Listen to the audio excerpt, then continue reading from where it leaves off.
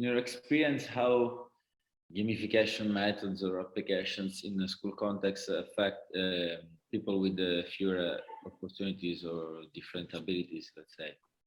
So if the rate how that affect them, it's higher or lower than other students, let's say.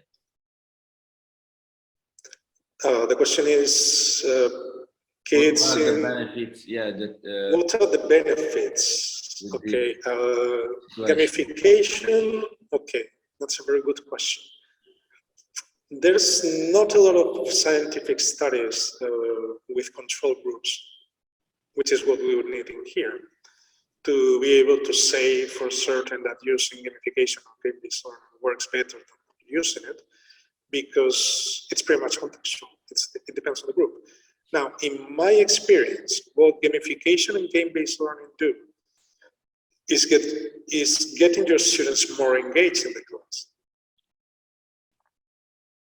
So in that sense, when students are engaged, whatever the methodology you use, they're going to perform better because they're more connected to what they do in the class. And I always give the same example.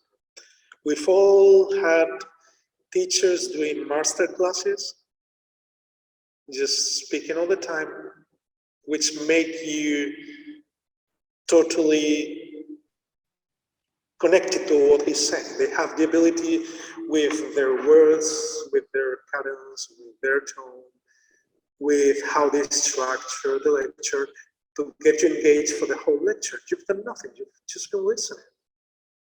But you've been listening very attentively because they have the tools with their voice, with how they explain things, to keep you listening. Now, some other teachers try to do that, and you're completely bored in minute 2, and you disconnect. Some teachers use gamification. I have a few friends who do it, and get the students so engaged, they would keep on doing that even when they're at home, when they're not in the class. They will send you in school because they want to do something or to show you something, because they're engaged in the class. So in the end, it depends on your personal profile as a teacher and the way you get to your students. Does gamification out of that context work? It can work. There are no systematic studies. But if you remember, one of the first things, the first thing I said when you asked about what features needs a teacher to have, I said passion. Because passion transmits, and it makes people come into your world, whether it's fictional world, or it's a real world, or it's the world of literature, the world of chemical compounds, or of medicinal plants, or whatever. So the benefits are getting your students more engaged and giving them a context where what they're studying is relevant, beyond being relevant for the real world. Now, we have to sell it. You as a teacher have to sell it. You have to make it work. It's like when you're reading a book or you're watching a movie, there's this concept of suspension of disbelief. You know suspension of disbelief. Say you're reading Dracula. You know Dracula, right? Yes, we do. Okay, when you read Dracula, you're not thinking vampires don't exist and this is shit, because vampires don't exist. You read the book, and when you read the book, all makes sense in the context, in the world of the book. So your beliefs as a person, when you read in that book, are suspended, so you can enjoy the book.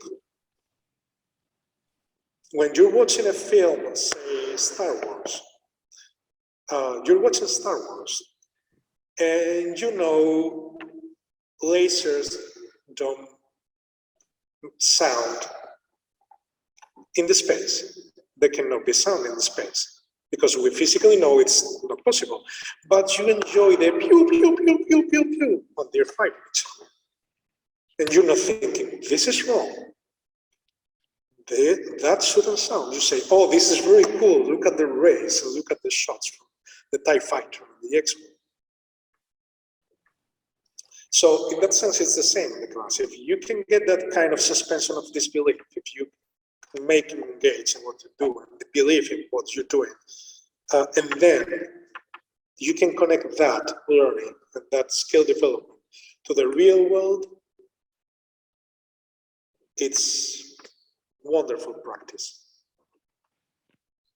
If you cannot do that, you're just going to be the teacher with the games. Teacher, we want to play.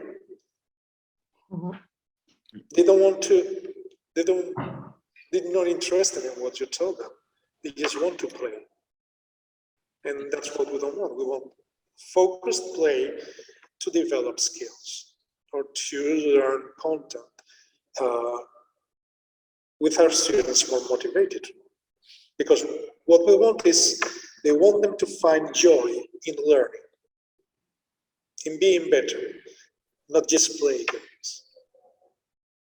If they only want to play games because playing games is better than listening to your teacher tell you about the simple past, it's not going to work because they're not learning better. They're just having fun, but not necessarily learning.